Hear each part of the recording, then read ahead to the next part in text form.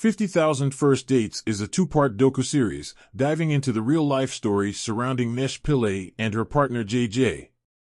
Unfortunately, their life is changed completely when Nesh ends up with a traumatic brain injury, causing her to lose her memory. The first half of episode 1 dives into Nesh's backstory and what led up to her brain injury.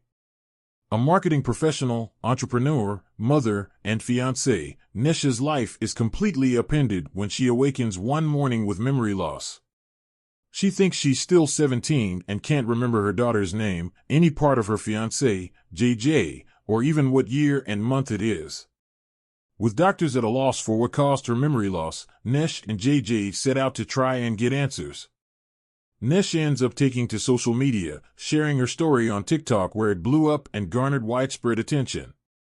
As a result, Nesh doesn't just have a brain injury to contend with, she also has doubters online, and a social media obsession which the show never really addresses beyond a few offhand comments. Of course, those answers do come, and at one point, Nesh laughs at the camera, uttering, "I've been so damaged by my experience of being dismissed that I was thrilled to have something pop up on my brain scan." The documentary never dives into this side of Nesh's psyche, nor the need for validation online, and how that could potentially be damaging her own relationship. In fact, at one point she hits record just before a couple therapy session. However, this is an easy documentary to sit through despite this, partly thanks to the banter and likability of both Nesh and JJ, when they're not, on the rare occasion, fighting.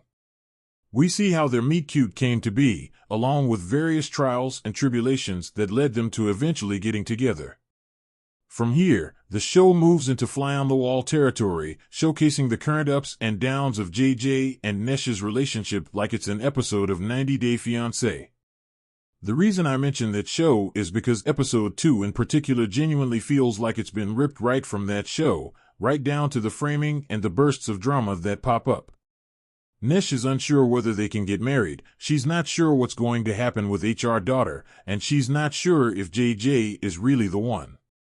While these may be legitimate concerns, the way they're edited into this documentary just feel like bits of drama for the sake of it.